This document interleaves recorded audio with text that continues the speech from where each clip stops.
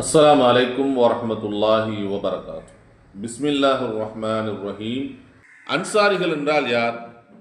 நபிகள் நாயகம் ஸல்லல்லாஹு அலைஹி வஸல்லம் அவர்கள் மக்காவில் இருந்தவர்கள். அபூபக்கர், உமர், உஸ்மான் போன்ற சஹாபாக்கள் எல்லாம் மக்கா நகரை சார்ந்தவர்கள். அங்கிருந்த குறைஷிகள் எல்லாம், இஸ்லாத்தில் வந்தவர்கள் எல்லாம் குறைஷிகள் கொடுத்த துன்பத்தை தாங்க முடியாமல் அல்லாஹ்வினுடைய அனுமதியோடு மக்காவிலிருந்து மதீனாவிற்கு என்ன செஞ்சாங்க? வந்தாங்க.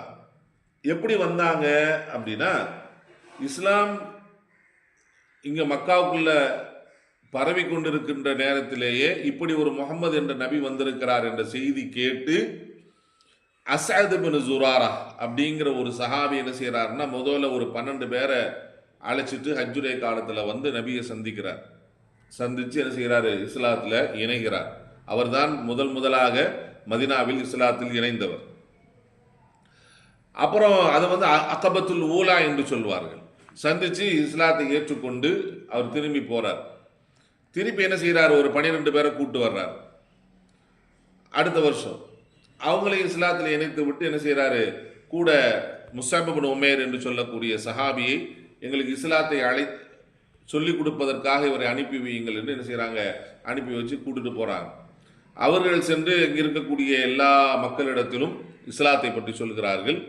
அதற்கு அடுத்த வருடம், 3வது வருடம் என்ன செய்யறாங்க அப்படின்னா, ஒரு 72 பேர் கொண்ட ஒரு கூட்டத்தை அந்த அஸ்அத் இப்னு ஜுராரா அப்படிங்கக்கூடிய அந்த சஹாபியை என்ன செய்யறார்? கூட்டிட்டு வந்து நபி ஸல்லல்லாஹு அலைஹி வஸல்லம் அவர்களை சந்தித்து இங்கே அவர்களுக்கு நடக்கக்கூடிய அந்த சிரமங்கள் எல்லாத்தையும் பார்த்து விட்டு, நீங்கள் மதீனாவுக்கு வந்துருங்க, நாங்கள் உங்களுக்கு என்ன செய்கிறோம்? உதவி செய்கிறோம், எல்லா வகையான பாதுகாப்பையும் கொடுக்குறோம். நீங்கள் அங்கே வந்தீங்கன்னா உங்களுக்கு தங்குறதுக்கான இடம், எல்லா வசதிகளையும் நாங்கள் செஞ்சு கொடுக்குறோம். அல்லாஹ்வுக்காக உங்களுக்கு நாங்கள் என்ன செய்கிறோம்? எல்லா வகையிலையும் செய்து கொடுக்குறோம் என்று சொன்ன அந்த நேரத்தில் அப்பாஸ் ரலியல்லாஹு தஆலா நபி ஸல்லல்லாஹு அலைஹி வஸல்லம் அவர்களுடைய சிறிய தந்தை, இவரை நீங்கள் ஏற்றுக்கொண்டால் இந்த அரபுலகமே உங்களை எதிர்க்கும், உங்களுக்கு கடுமையான கஷ்டங்கள் வர ஆரம்பிக்கும். அப்படியாப்பட்ட நேரத்தில் எல்லாம் நீங்கள் உதவி செய்வீங்களா அப்படின்னு கேட்டப்போ, கண்டிப்பாக நாங்கள் உதவி செய்வோம் அப்படின்னு சொல்லி வாக்கு கொடுத்துட்டு என்ன செய்கிறாங்க? போகிறாங்க. நபி ஸல்லல்லாஹு அலைஹி வஸல்லம் அவங்களை கூப்பிடுறாங்க, அங்கே வந்துருங்க அப்படின்னு சொல்லி. அப்போ நபி ஸல்லல்லாஹு அலைஹி வஸல்லம் அவர்கள் மதீனாவில் நல்ல ஒரு சூழல் இருக்கிறது என்பதனால யாரெல்லாம் இங்கே இஸ்லாத்தை ஏற்றுக்கொண்டு இங்கே சிரமப்பட்டு கொண்டிருக்கிறார்கள் அவர்கள் எல்லாத்தையும் என்ன செய்கிறாங்க? மதீனாவை போயிடுங்க என்ன செய்கிறாங்க? அனுப்பி வைக்கிறாங்க. வந்தவர்களை என்ன செய்யறாங்க? எல்லா சொத்து சுகம் எல்லாத்தையும் விட்டு வந்தவர்களை அங்கே இருந்த அன்சாரிகள் என்ன செய்யறாங்க? வரவேற்று அவர்களுக்கு இருக்கிற இடம், சாப்பாடு, இது எல்லா வகையான வசதிகளையும் செய்து கொடுக்கிறார்.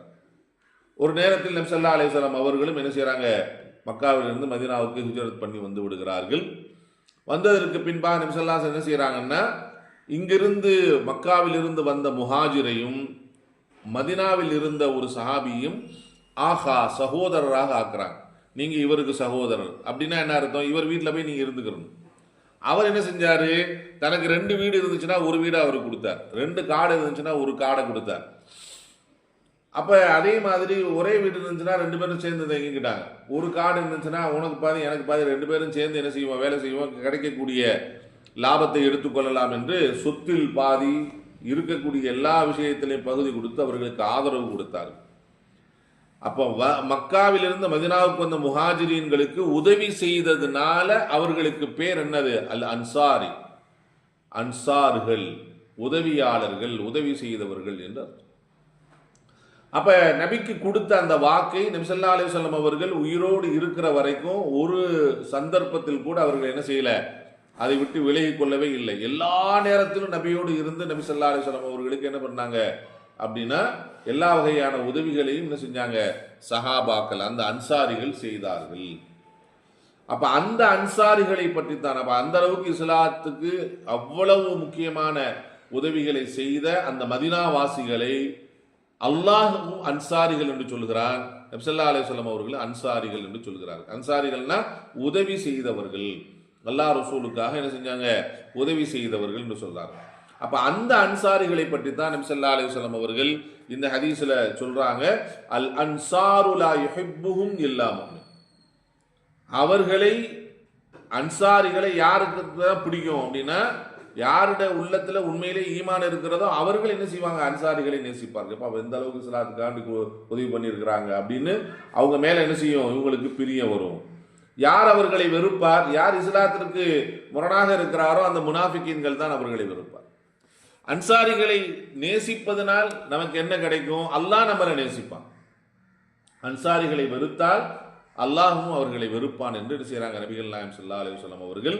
இந்த ஹதீஸின் மூலம் அன்சாரிகளுடைய சிறப்பை என்ன செய்கிறாங்க, சொல்லி காட்டுகிறார்கள். அன்சாரிகளை நேசிப்பதனாலும் அதனால் ஏற்படக்கூடிய பலனையும், அவர்களை வெறுப்பதனாலும் அதனால் ஏற்படக்கூடிய தீமையை நபி ஸல்லல்லாஹு அலைஹி வஸல்லம் அவர்கள் என்ன செய்கிறாங்க, இந்த ஹதீஸில் நமக்கு சொல்லி காட்டுகிறார்கள்.